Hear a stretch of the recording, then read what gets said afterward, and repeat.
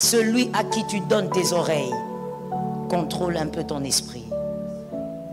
On n'écoute pas n'importe quoi. Voilà pourquoi il y a des comptes TikTok que tu dois éliminer. Ça t'abrutit. Regarde la manière dont tu commences à réfléchir. Tu as 50 ans mais tu réfléchis comme un gars de 40 ans. Pourquoi? Parce que tu entends n'importe qui. Il faut sélectionner. Et donc, voilà pourquoi il ne faut jamais t'appuyer sur un homme. Ouais, j'ai aimé cet amen. Il ne faut pas t'appuyer sur un homme. C'est une ignorance à un niveau très, très, très bas. Ne t'appuie sur aucun homme. L'homme est changeant. L'homme, il est tellement mystérieux qu'il peut à tout moment changer.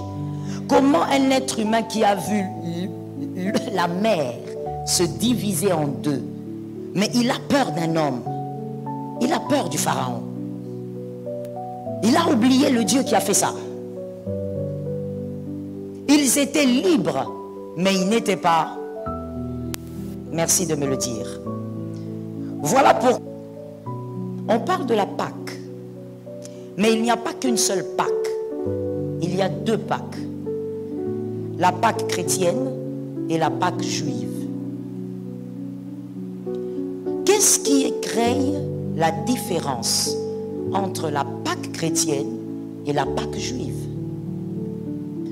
Qu'est-ce qui amène la différence entre la Pâque chrétienne et la Pâque juive? Pourquoi nous les chrétiens, nous célébrons la Pâque chrétienne et non la Pâque juive? Écrivons en même temps. Qu'est-ce qui crée la différence entre Exode 12, 29 à 31, Exode 12, 29 à 31, et Jean 8, 36. Exode 12, 29 à 31 et Jean 8, 36. On va lire. Et j'espère que vous avez vos Bibles.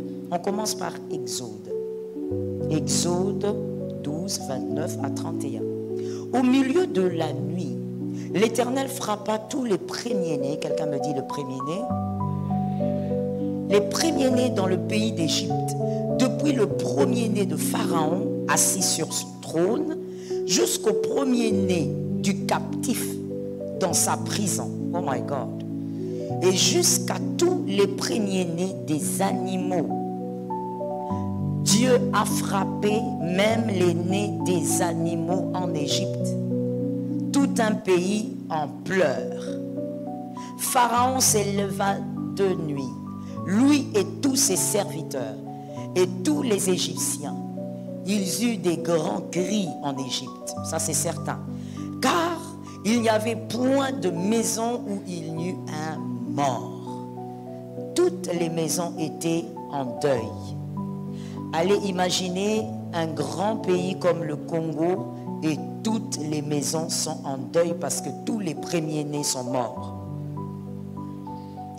Dans la nuit même, Pharaon appela Moïse et Aaron et leur dit: levez-vous, sortez du milieu de mon peuple, vous et les enfants d'Israël. Allez, servez l'Éternel comme vous l'avez dit. Ça c'est Exode 19, 29 à 31. Maintenant Jean 8, 36. Parce qu'on veut comprendre quelle est la différence. Et dans cette différence, il y a la vérité à ne pas ignorer. Si donc le Fils vous a franchi, vous serez... Alright. C'est pas difficile à comprendre quand on lit cette phrase. On peut même la relire encore. Et ainsi, on va tous comprendre exactement la même chose. Si donc, vous... Pourquoi on parle d'être réellement libre? Pourquoi il y a cette insistance? Réellement libre. C'est qu'avant, il y avait une autre liberté. Il y avait une autre sorte de liberté. Que Jésus nous donne la victoire. Exode nous parle de la mort des premiers-nés. Après la mort, Pharaon a demandé à Moïse et à toute la suite de sortir de l'Égypte. Allez imaginer, c'était au milieu de la nuit, allez imaginer, tout un peuple qui doit déménager. Pourquoi? Parce que le plus grand des fléaux avait frappé l'Égypte. Le sang des aînés avait coulé. Ils avaient été libérés de l'esclavage. Qui est d'accord? On a lu, n'est-ce pas? Ok. Ils avaient été libérés de l'esclavage, n'est-ce pas? Mais ils n'avaient pas été délivrés du pouvoir du Pharaon. Ils avaient été libérés, mais pas délivrés. La vérité à ne pas ignorer. Le peuple d'Israël avait été libéré, mais pas délivré. Libéré, c'est-à-dire les chaînes sont tombées. Libéré, c'est-à-dire ils sont allés au-delà des limites. Maintenant, ils pouvaient sortir de l'Égypte. Libéré, c'est-à-dire ils n'étaient plus condamnés à rester à un même endroit et à servir le Pharaon. Ils étaient libres. Mais ils n'étaient pas délivrés. Ils étaient relâchés. Le Pharaon les avait relâchés. There was release. On les avait relâchés. Mais ils n'étaient pas délivrés. Délivrés de quoi? Du pouvoir du Pharaon. Que quelqu'un m'aide à dire à un frère, ils étaient libérés mais pas délivrés.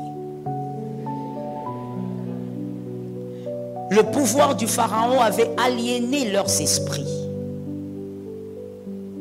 Les fils aînés sont morts. La liberté est venue, mais la délivrance n'a pas suivi. Mais les fils aînés sont morts. Le sang a coulé. Voilà pourquoi, lorsqu'ils sont allés dans le désert, ces peuples étaient tellement libres qu'ils sont même allés chercher les ossements de Joseph. Ils ont dit, écoutez, on a le temps, on va déterrer Joseph. Ils ont déterré, ils ont pris les ossements de Joseph, ils ont mis dans un coffret. Ils ont dit, on sort avec notre gars. Ils sont sortis avec leur gars. Ils avaient tellement le temps parce qu'ils étaient libres de prendre même ce que les Égyptiens leur proposaient. Mais quand ils sont sortis, ils sont allés dans le désert.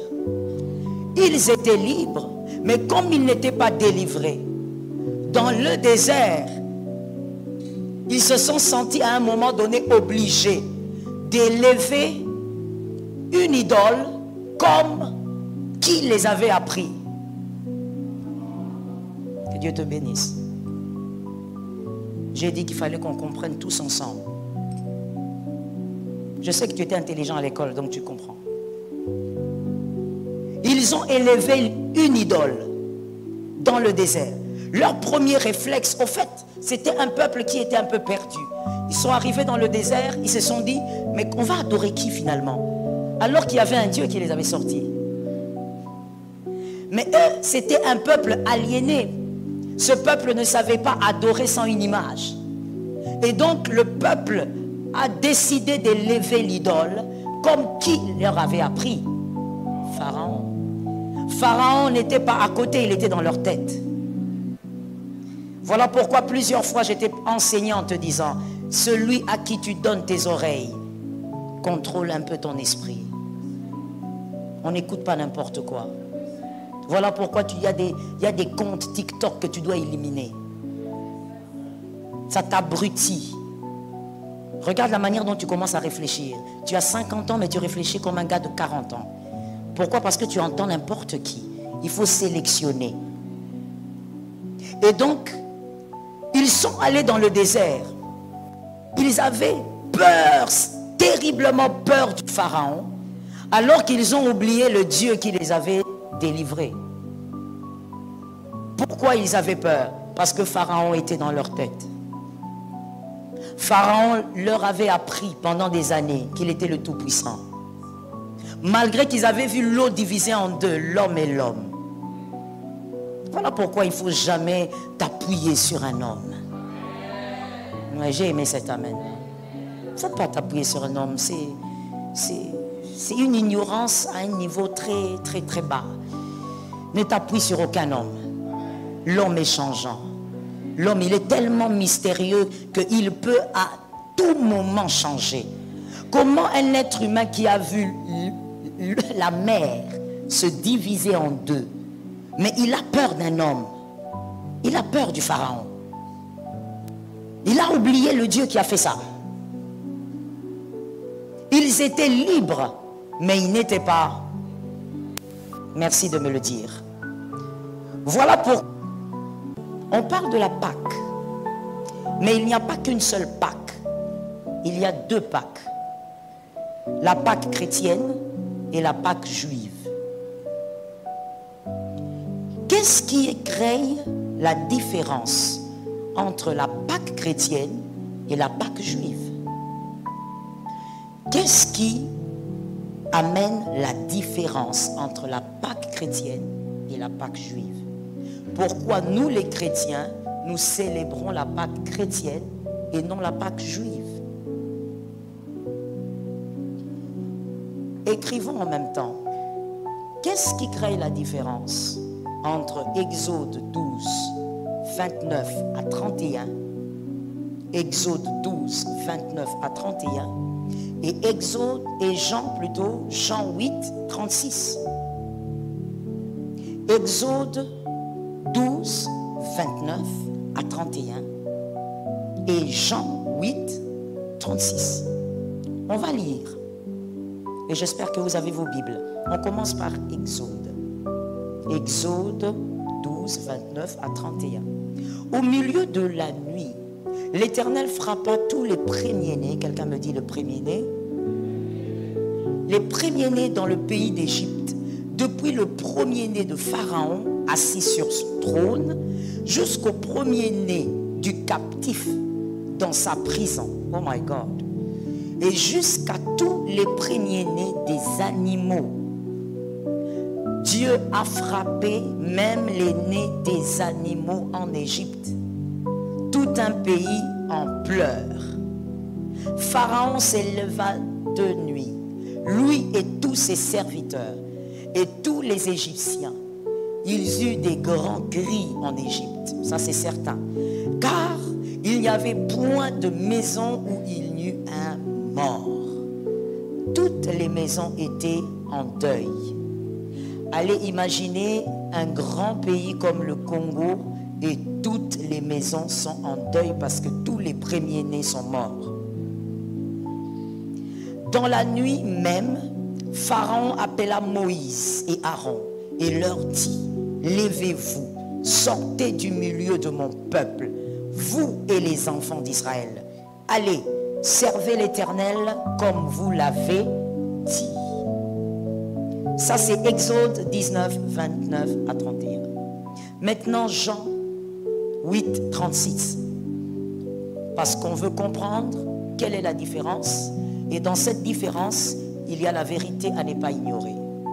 Si donc le Fils vous a franchi, vous serez... All right. C'est pas difficile à comprendre quand on lit cette phrase. On peut même la relire encore. Et ainsi, on va tous comprendre exactement la même chose. Si donc, vous... Pourquoi on parle d'être réellement libre? Pourquoi il y a cette insistance réellement libre? C'est qu'avant, il y avait une autre liberté. Il y avait une autre sorte de liberté. Que Jésus nous donne la victoire. Exode nous parle de la mort des premiers-nés. Après la mort, Pharaon a demandé à Moïse et à toute la suite de sortir de l'Égypte. Allez imaginer, c'était au milieu de la nuit, allez imaginer, tout un peuple qui doit déménager. Pourquoi? Parce que le plus grand des fléaux avait frappé l'Égypte. Le sang des aînés avait coulé. ils avaient été libérés de l'esclavage. Qui est d'accord? On a lu, n'est-ce pas? Ok. Ils avaient été libérés de l'esclavage, n'est-ce pas? Mais ils n'avaient pas été délivrés du pouvoir du Pharaon.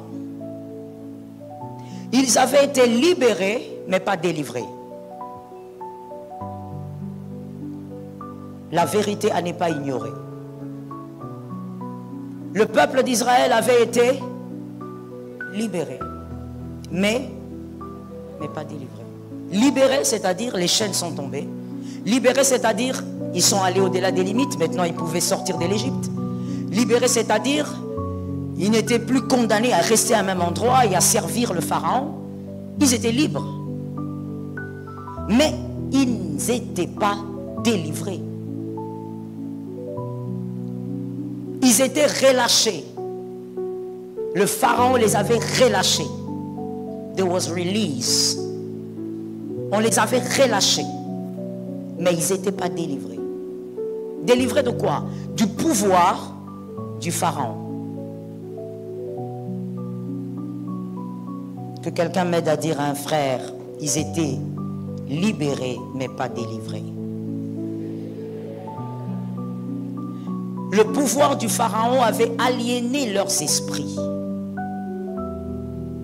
Les fils aînés sont morts. La liberté est venue, mais la délivrance n'a pas suivi. Mais les fils aînés sont morts. Le sang a coulé. Voilà pourquoi, lorsqu'ils sont allés dans le désert, ces peuples étaient tellement libres qu'ils sont même allés chercher les ossements de Joseph.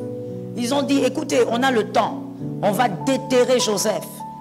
Ils ont déterré, ils ont pris les ossements de Joseph, ils ont mis dans un coffret. Ils ont dit, on sort avec notre gars. Ils sont sortis avec leur gars. Ils avaient tellement le temps parce qu'ils étaient libres de prendre même ce que les Égyptiens leur proposaient. Mais quand ils sont sortis, ils sont allés dans le désert. Ils étaient libres, mais comme ils n'étaient pas délivrés, dans le désert, ils se sont sentis à un moment donné obligés d'élever une idole comme qui les avait appris. Que Dieu te bénisse. J'ai dit qu'il fallait qu'on comprenne tous ensemble. Je sais que tu étais intelligent à l'école, donc tu comprends.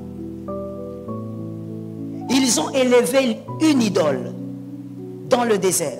Leur premier réflexe, au fait, c'était un peuple qui était un peu perdu. Ils sont arrivés dans le désert, ils se sont dit, mais on va adorer qui finalement? Alors qu'il y avait un Dieu qui les avait sortis. Mais eux, c'était un peuple aliéné. Ce peuple ne savait pas adorer sans une image. Et donc le peuple a décidé d'élever l'idole comme qui leur avait appris? Pharaon. Pharaon n'était pas à côté, il était dans leur tête. Voilà pourquoi plusieurs fois j'étais enseigné en te disant, celui à qui tu donnes tes oreilles contrôle un peu ton esprit. On n'écoute pas n'importe quoi. Voilà pourquoi il y a des comptes TikTok que tu dois éliminer. Ça t'abrutit. Regarde la manière dont tu commences à réfléchir. Tu as 50 ans, mais tu réfléchis comme un gars de 40 ans. Pourquoi? Parce que tu entends n'importe qui. Il faut sélectionner. Et donc, ils sont allés dans le désert. Ils avaient peur, terriblement peur du Pharaon, alors qu'ils ont oublié le Dieu qui les avait délivrés. Pourquoi ils avaient peur? Parce que Pharaon était dans leur tête. Pharaon leur avait appris pendant des années qu'il était le Tout-Puissant. Malgré qu'ils avaient vu l'eau divisée en deux, l'homme et l'homme. Voilà pourquoi il ne faut jamais t'appuyer sur un homme. Ouais, j'ai aimé cet amen. Il ne faut pas t'appuyer sur un homme. C'est une ignorance à un niveau très, très, très bas. Ne t'appuie sur aucun homme. L'homme est changeant. L'homme, il est tellement mystérieux qu'il peut à tout moment changer. Comment un être humain qui a vu la mer se diviser en deux, mais il a peur d'un homme. Il a peur du Pharaon.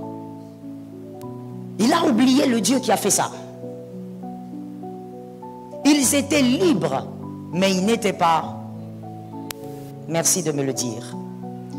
Voilà pourquoi il faut savoir localiser l'essentiel de sa vie. La télé, pour moi, je ne dis pas que c'est mauvais. Mais seulement, je me dis, tu passes combien de temps là-bas et tu passes combien de temps là où les choses de ta vie sont assises. Combien de temps tu passes? Nous, enfants de Dieu, même si tu es un avocat, un ingénieur, et d'ailleurs, je pourrais même dire, surtout si tu es dans ce monde de travail, tu as besoin de la puissance. Parce que tu affrontes des serpents, tu affrontes des sirènes, tu affrontes des hommes qui sont mariés à des sirènes. Pour devenir un ingénieur connu à Kinshasa, pour devenir un ingénieur qu'on va appeler à la présidence, il a une femme sirène. Il vit avec, que toi tu ne vois pas quand tu le salues, mais elle est là. Toi tu as quoi? Tu n'arrives pas à prier pendant 1 heure. Qu'est-ce que tu as? Il y a un piège spirituel dans lequel tombent de nombreux enfants de Dieu. Un piège subtil, mais destructeur. Ce piège, c'est de passer une vie entière à demander pardon, encore et encore, sans jamais entrer dans la véritable dimension de la consécration, de la puissance et de la transformation. Trop de croyants vivent comme s'ils étaient condamnés à échouer continuellement, comme si la seule chose qu'ils pouvaient faire dans leur marche avec Dieu, c'était supplier pour sa miséricorde à cause de leurs péchés. Leur bouche connaît les mots du repentir, mais leur cœur reste loin de la conquête de la sainteté. Jour après jour, ils pleurent sur les mêmes fautes, reviennent toujours aux mêmes erreurs, tournent en rond dans le désert de la culpabilité, alors que Dieu les appelle à grimper sur la montagne de l'onction, de la présence et de la victoire. Frères et sœurs, Dieu ne nous a pas sauvés pour que nous passions notre vie dans les lamentations spirituelles. Il ne nous a pas arrachés du royaume des ténèbres pour que nous rampions sans cesse sous le poids du péché. Il nous a appelés à devenir lumière, colonne de feu, source d'impact. L'Évangile n'est pas une religion de misère intérieure, mais une puissance pour le salut de quiconque croit. Le sang de Jésus ne nous a pas simplement purifiés, il nous a aussi qualifiés, justifiés, sanctifiés et établis pour vivre dans la victoire. Il est temps de sortir du cycle du péché répété et du pardon sans fin. Il est temps d'investir le temps de notre vie non pas à pleurer nos fautes, mais à bâtir notre destinée. Tu as assez demandé pardon pour des erreurs que tu aurais pu éviter si tu étais resté dans la présence. Il faut maintenant changer de dimension. L'onction n'habite pas ceux qui vivent dans l'instabilité. L'onction repose sur ceux qui choisissent la mort à soi, la séparation du monde, l'intimité avec le Saint-Esprit. Chaque minute que tu passes à recommencer encore et encore la même confession, tu aurais pu la passer à méditer, à jeûner, à adorer, à bâtir ta stature spirituelle. Tu aurais pu être en train d'aiguiser ton esprit comme une arme entre les mains de Dieu. Mais le péché, les distractions, les compromis t'épuisent. Tu gaspilles des jours, des mois, des années à pleurer un passé que tu refuses de crucifier. Tu veux vivre dans la gloire, mais tu ne renonces pas à ce qui attire la honte. Tu veux chasser les démons, mais tu ne chasses pas la chair. Tu veux marcher dans la puissance, mais tu nourris l'âme et la convoitise. Tu veux entendre Dieu, mais tu passes plus de temps sur les réseaux sociaux qu'à ses pieds. Tu veux voir le feu, mais tu refuses de te séparer du bois mort de ton ancienne vie. Réveille-toi. Il est temps d'arrêter de demander pardon comme un esclave enchaîné. Commence à te lever comme un fils du royaume. Reprends ton autorité. Cherche la face de Dieu jusqu'à ce que tu portes son odeur. Consacre-toi jusqu'à ce que ton ombre guérisse les malades. Plonge dans la parole jusqu'à ce que tes pensées deviennent les pensées du ciel. Jeûne jusqu'à ce que ta chair se taise et que ton esprit rugisse. Prie jusqu'à ce que tu deviennes un homme ou une femme que les démons reconnaissent. Il est temps de capitaliser sur l'onction. De remplir tes jarres d'huile avant que la nuit ne tombe. De construire ta maison sur le roc avant que la tempête ne vienne. De marcher dans la puissance avant que la bataille finale ne commence. Le temps est court. Le monde attend la manifestation des fils de Dieu, pas les éternels repentants. Le monde a besoin d'hommes et de femmes en feu, pas de croyants froids qui se cherchent encore. Dieu cherche des intercesseurs, des prophètes, des guérisseurs, des artisans du réveil. Et il ne les trouve pas parce que beaucoup sont encore prisonniers de leurs fautes, de leurs faiblesses, de leur tiédeur. Arrête de négocier avec le péché. Tue-le à la racine. Sors du piège de la culpabilité stérile. Laisse le sang de Jésus te laver une fois pour toutes, puis avance. Ne te contente pas d'être pardonné, cherche à être rempli. Ne te limite pas à être sauvé, cherche à être équipé. La grâce ne t'a pas été donnée pour t'excuser, mais pour t'élever. La croix ne t'a pas libéré pour que tu restes au sol, mais pour que tu voles dans la dimension du surnaturel. Ton appel est trop grand pour que tu le gaspilles dans une vie chrétienne superficielle. Ton onction est trop précieuse pour qu'elle soit étouffée par des compromis. Ta destinée est trop glorieuse pour qu'elle soit détruite par des péchés que tu refuses d'abandonner.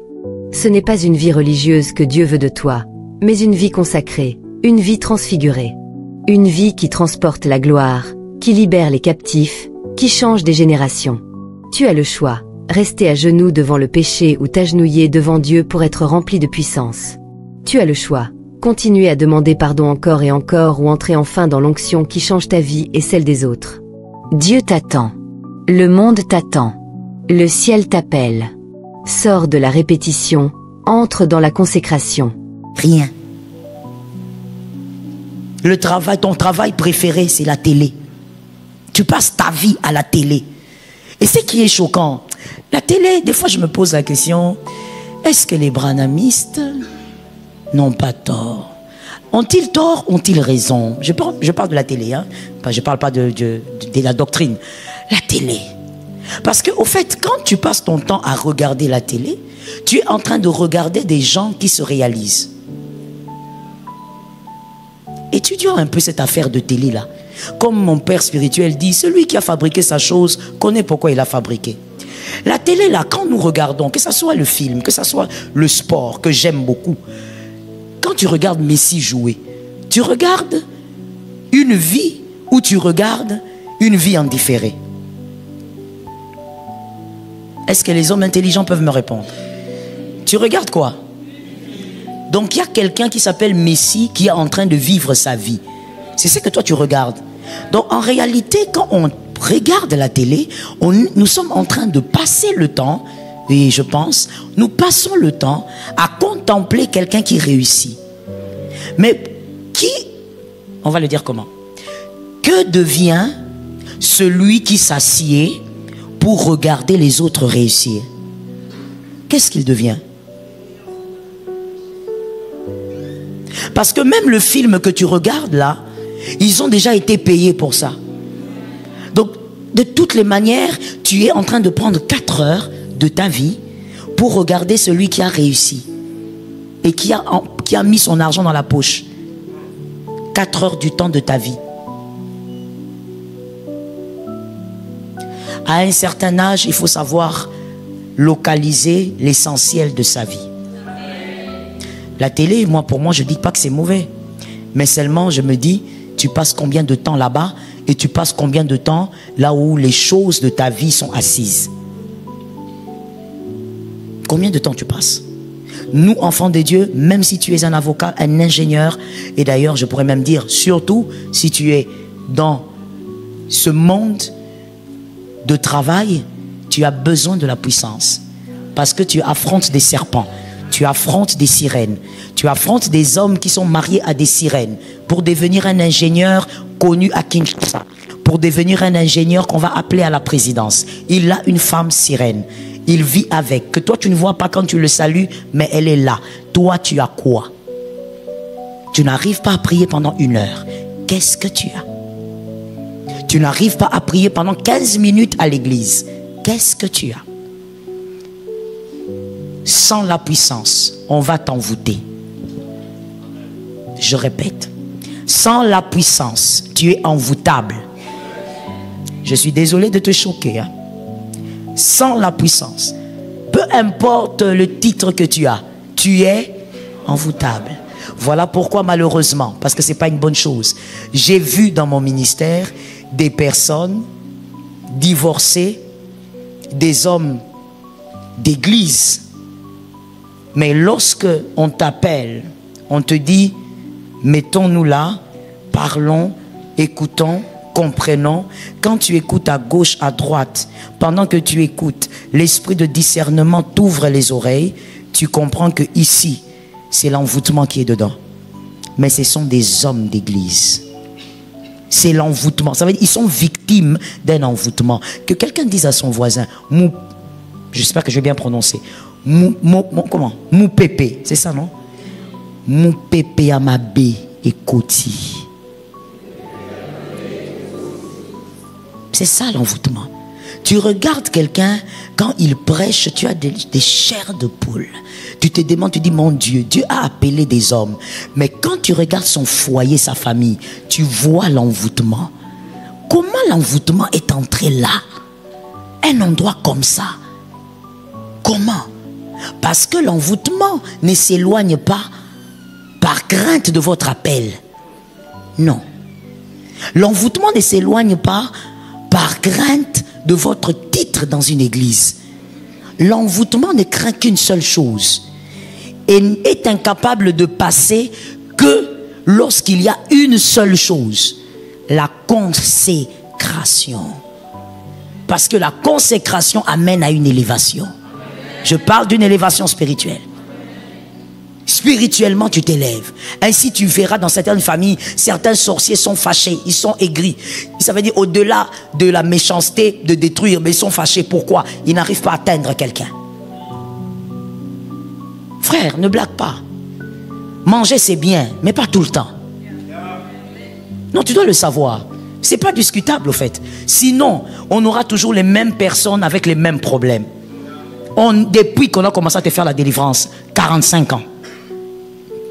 Et maintenant, la réaction humaine, c'est quoi? Si j'ai été ici, ça n'a pas marché, je fais quoi?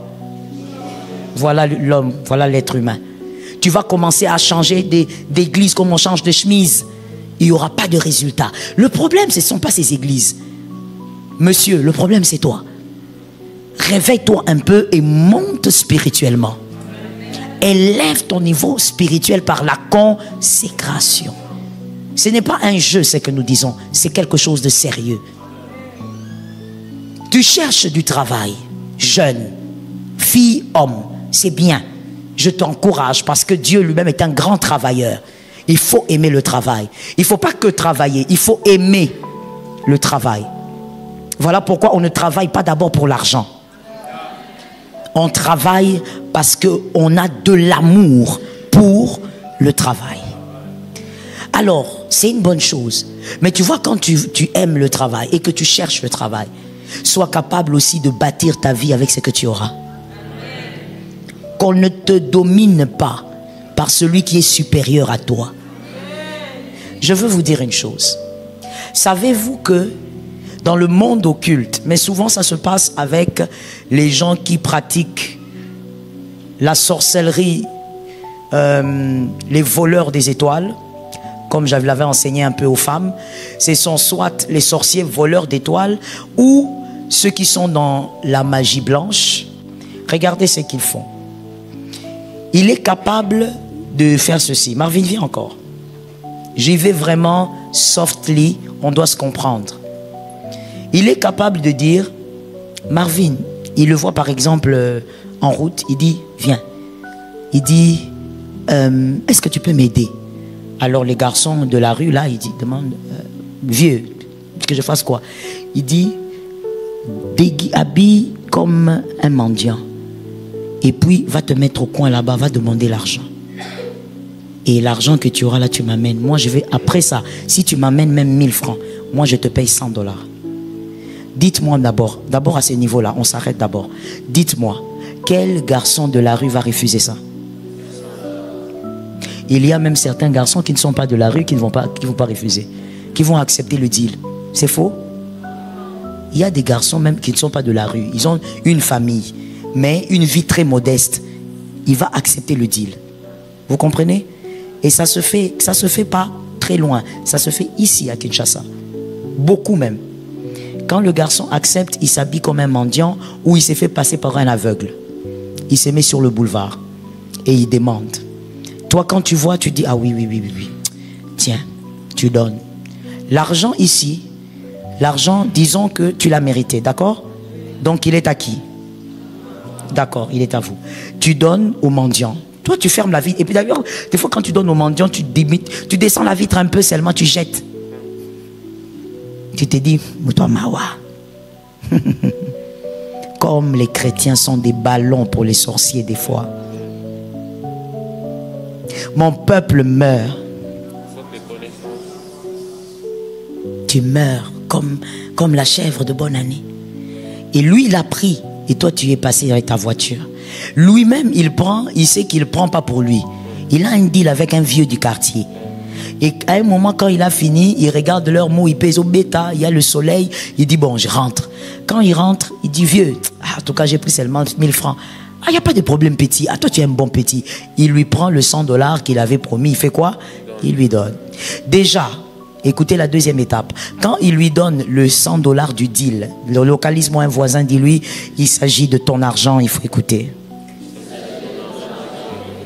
Quand il lui donne le 100 $ du deal, ce 100 $ là n'est pas de l'argent. Ce 100 $ qu'il donne, puisque lui il est occulte, il donne à ce petit qui a accepté ce travail. Ce 100 $ est simplement la monnaie d'échange. Il a pris les peu de grâce qui reste chez ce garçon et il a gardé dans son sac. Donc le garçon, lui, il part juste avec un billet qui va gaspiller, c'est fini. Mais le peu là de grâce qui lui reste est resté encore chez l'occulte. Deuxième étape, ok? Troisième maintenant étape, c'est que maintenant, moi qui ai jeté l'argent là avec beaucoup de négligence, cet argent, le 1000 francs, est arrivé où? Chez l'occulte. Maintenant, l'occulte, ce qu'il fait, quand il touche l'argent, il sait quel type d'étoile a donné ça. Je peux ouvrir une parenthèse?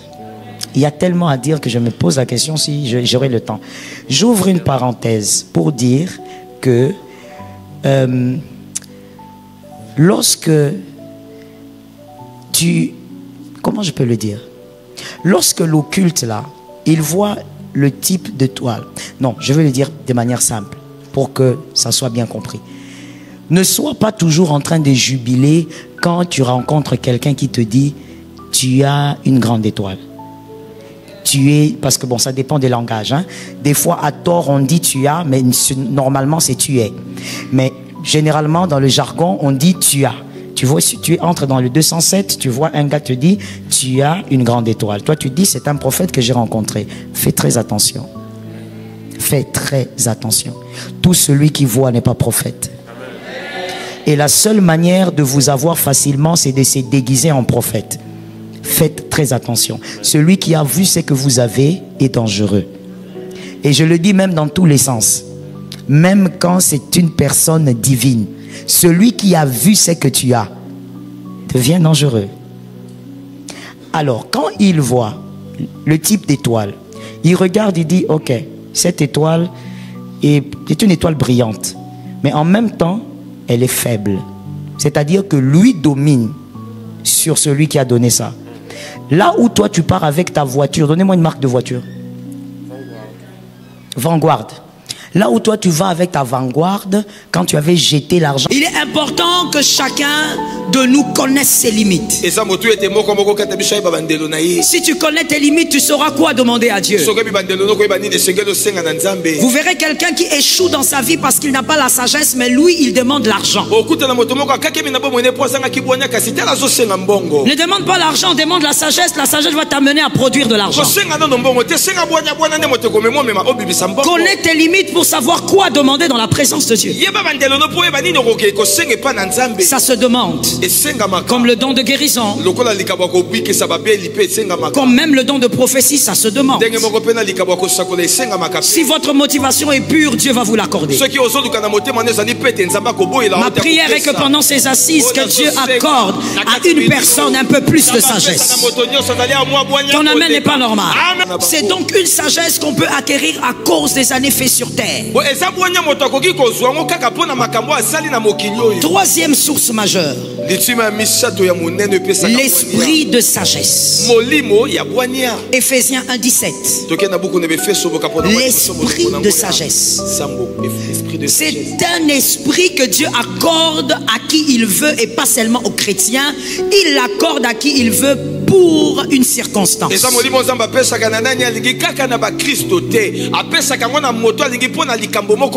Vous allez voir qu'il y a des personnes qui savent lancer des paroles de sagesse circonstanciellement, sporadiquement.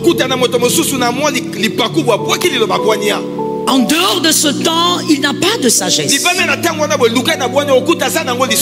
lui donne ça à cause de la circonstance.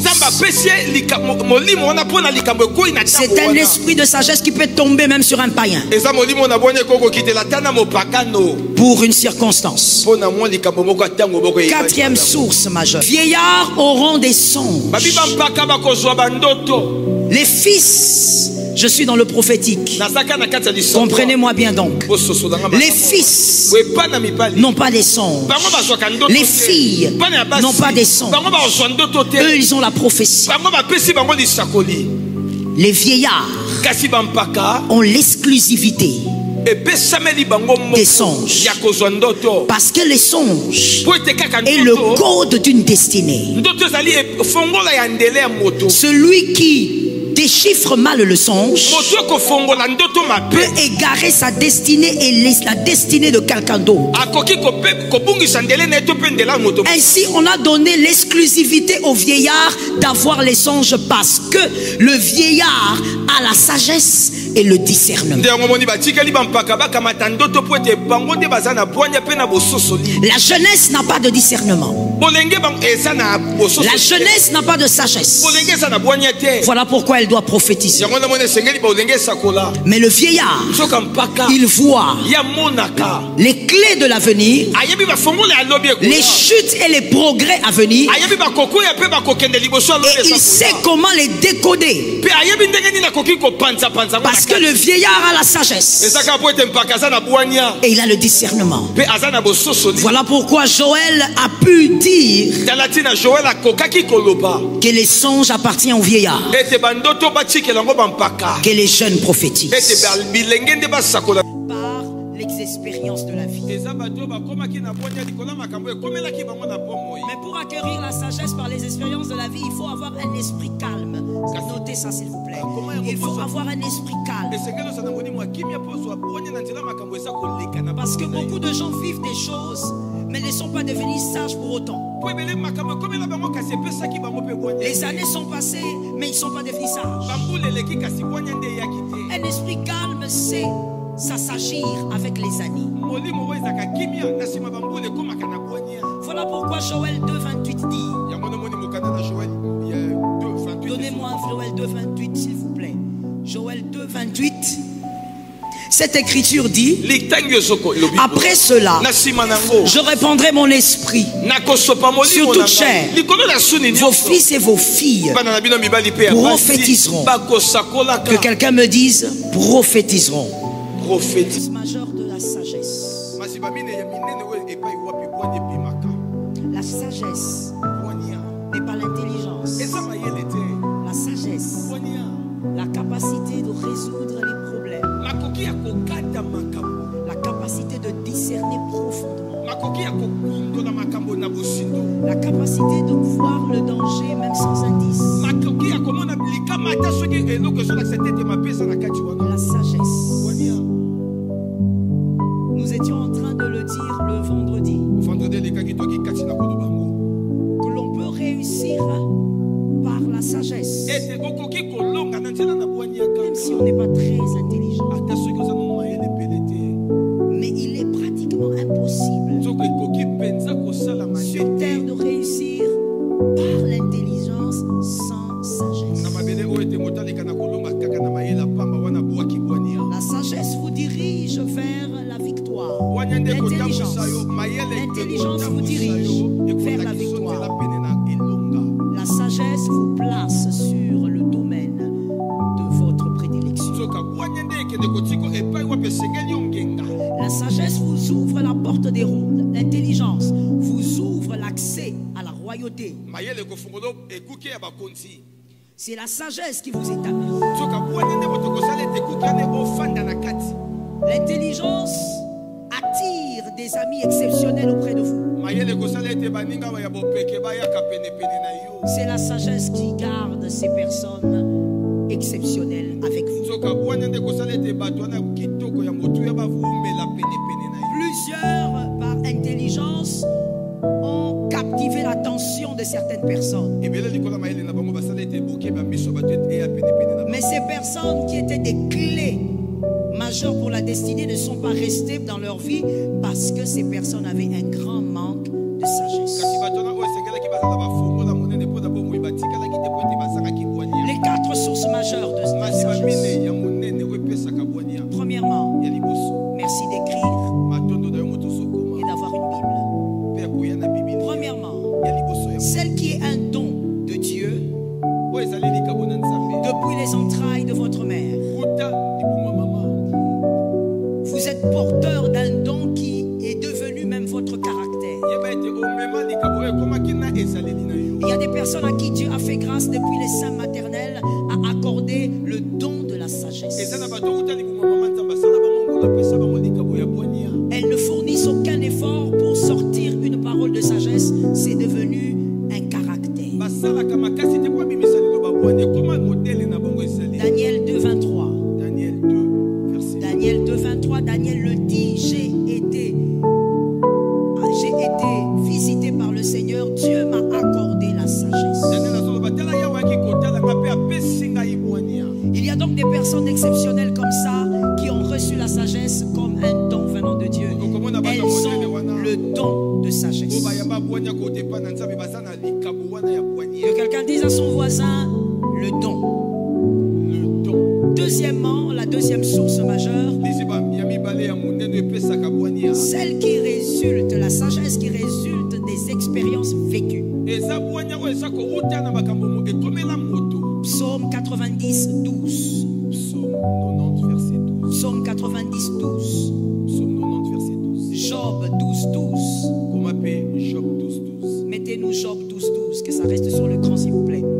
Job 12, 12. Ce sont ces personnes qui ont pu acquérir la sagesse par l'expérience de la vie. Mais pour acquérir la sagesse par les expériences de la vie, il faut avoir un esprit calme. Notez ça s'il vous plaît. Il faut avoir un esprit calme. Parce que beaucoup de gens vivent des choses, mais ne sont pas devenus sages pour autant. Les années sont passées, mais ils ne sont pas devenus sages. Un esprit calme sait s'assagir avec les années. Voilà pourquoi Joël 2, 28 dit. Donnez-moi Joël 2, 28 s'il vous plaît. Joël 2, 28. Cette écriture dit, après cela, je répandrai mon esprit sur toute chair. Vos fils et vos filles prophétiseront. Que quelqu'un me dise, prophétiseront. Que quelqu'un maintenant me dise, la prophétie c'est pour les fils et les filles. La prophétie c'est pour les fils et les filles. Vos vieillards. Quelqu'un m'a dit vieillard. Quelqu'un d'autre plus fort m'a dit vieillard. Lorsqu'on voit vieillard, on voit les âges avancés. On voit le temps passé. On voit les années fait sur terre. On voit les cheveux blancs. Les vieillards auront des songes. Les fils, je suis dans le prophétique. Comprenez-moi bien donc. Les fils n'ont pas des songes. Les filles n'ont pas des songes. Eux, ils ont la prophétie. Les vieillards ont l'exclusivité des songes. Parce que les songes est le code d'une destinée. Celui qui déchiffre mal le songe peut égarer sa destinée et la destinée de quelqu'un d'autre. Ainsi, on a donné l'exclusivité aux vieillards d'avoir les songes parce que le vieillard a la sagesse et le discernement. La jeunesse n'a pas de discernement. La jeunesse n'a pas de sagesse. Voilà pourquoi elle doit prophétiser. Mais le vieillard, il voit les clés de l'avenir, les chutes et les progrès à venir, et il sait comment les décoder. Parce que le vieillard a la sagesse et il a le discernement. Voilà pourquoi Joël a pu dire que les songes appartiennent au vieillard, que les jeunes prophétisent. C'est donc une sagesse qu'on peut acquérir à cause des années faits sur terre. Troisième source majeure, l'esprit de sagesse. Éphésiens 1:17. L'esprit de sagesse. C'est un esprit que Dieu accorde à qui il veut et pas seulement aux chrétiens. Il l'accorde à qui il veut pour une circonstance.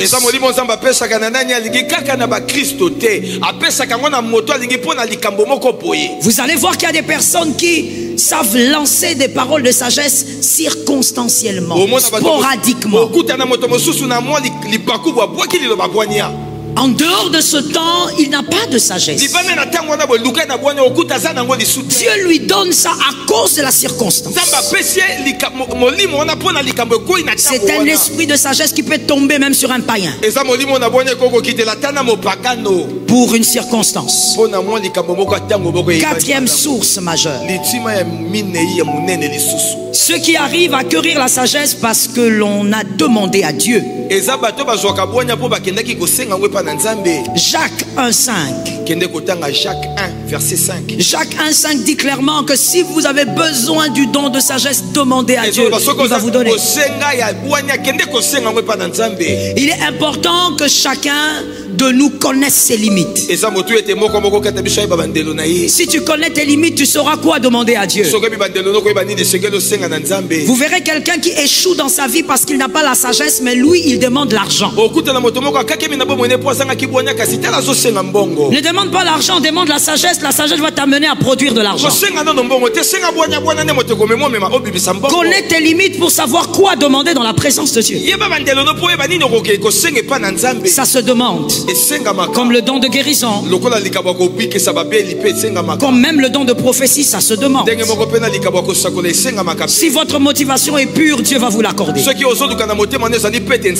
Ma prière est que pendant ces assises, que Dieu accorde à une personne un peu plus de sagesse.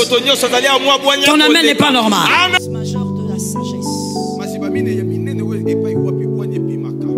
La sagesse n'est pas l'intelligence. La sagesse, la capacité de résoudre les problèmes, la capacité de discerner profondément, la capacité de voir le danger même sans indice, la sagesse. Nous étions en train de le dire le vendredi, que l'on peut réussir par la sagesse, même si on n'est pas très intelligent.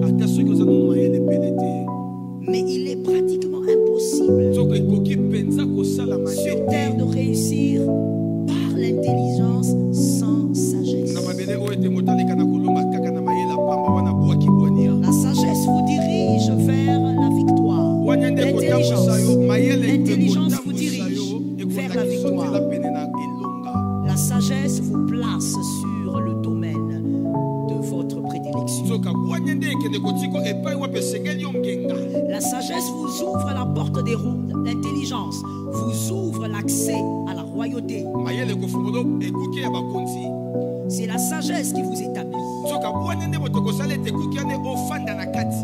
L'intelligence attire des amis exceptionnels auprès de vous. C'est la sagesse qui garde ces personnes exceptionnelles avec vous.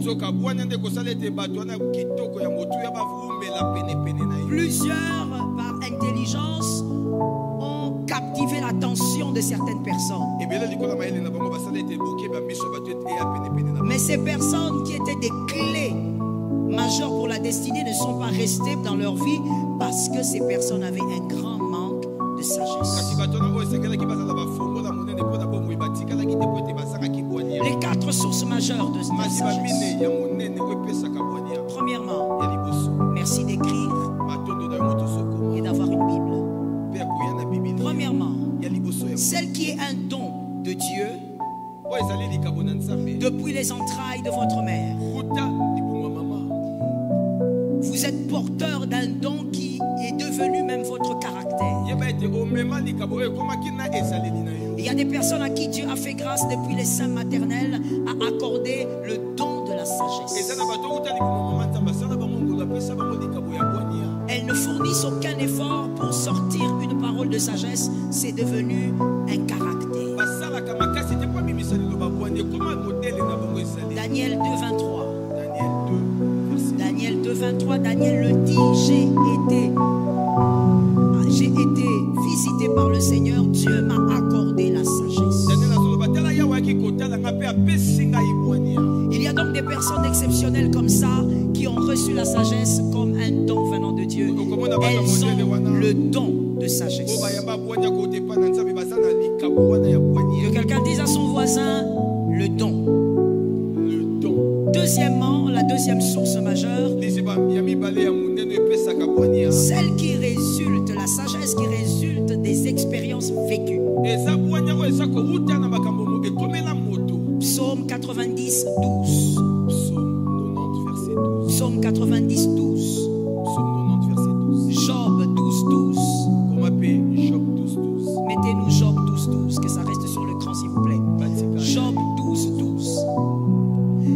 Ce sont ces personnes qui ont pu acquérir la sagesse par l'expérience de la vie. Mais pour acquérir la sagesse par les expériences de la vie, il faut avoir un esprit calme. Notez ça s'il vous plaît. Il faut avoir un esprit calme. Parce que beaucoup de gens vivent des choses, mais ne sont pas devenus sages pour autant. Les années sont passées, mais ils ne sont pas devenus sages. Un esprit calme, c'est s'assagir avec les années. Voilà pourquoi Joël 2:28 dit. Donnez-moi Joël 2:28 s'il vous plaît. Joël 2:28. Cette écriture dit: après cela, je répandrai mon esprit sur toute chair. Vos fils et vos filles prophétiseront. Que quelqu'un me dise prophétiseront. Que quelqu'un maintenant me dise la prophétie c'est pour les fils et les filles. La prophétie c'est pour les fils et les filles. Vos vieillards. Quelqu'un m'a dit vieillard. Quelqu'un d'autre plus fort m'a dit vieillard. Lorsqu'on voit vieillard, on voit les âges avancés. On voit le temps passé. On voit les années fait sur terre. On voit les cheveux blancs. Les vieillards auront des songes. Les fils, je suis dans le prophétique. Comprenez-moi bien donc. Les fils n'ont pas des songes. Les filles n'ont pas des songes. Eux, ils ont la prophétie. Les vieillards ont l'exclusivité des songes. Parce que les songes est le code d'une destinée. Celui qui déchiffre mal le songe peut égarer sa destinée et la destinée de quelqu'un d'autre. Ainsi, on a donné l'exclusivité au vieillard d'avoir les songes parce que le vieillard a la sagesse et le discernement. La jeunesse n'a pas de discernement. La jeunesse n'a pas de sagesse. Voilà pourquoi elle doit prophétiser. Mais le vieillard, il voit les clés de l'avenir, les chutes et les progrès à venir, et il sait comment les décoder. Parce que le vieillard a la sagesse et il a le discernement. Voilà pourquoi Joël a pu dire que les songes appartiennent aux vieillards, que les jeunes prophétisent. C'est donc une sagesse qu'on peut acquérir à cause des années faites sur terre. Troisième source majeure, l'esprit de sagesse. Éphésiens 1:17. L'esprit de sagesse. C'est un esprit que Dieu accorde à qui il veut et pas seulement aux chrétiens. Il l'accorde à qui il veut pour une circonstance.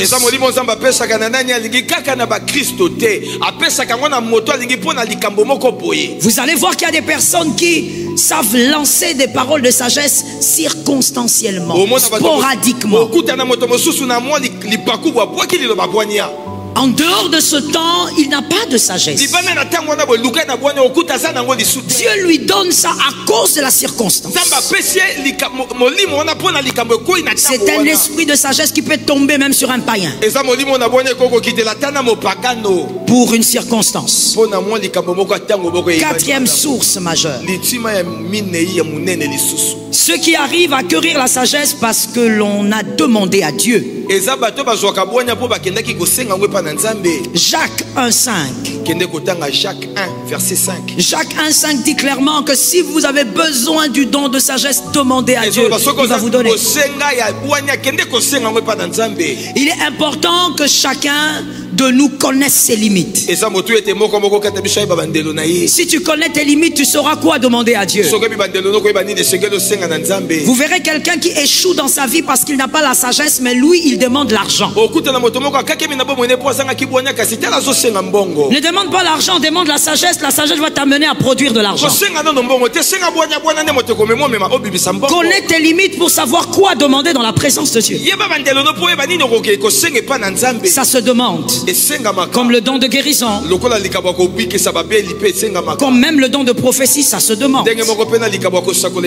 Si votre motivation est pure, Dieu va vous l'accorder. Ma prière est que pendant ces assises, que Dieu accorde à une personne un peu plus de sagesse. Ton amen n'est pas normal.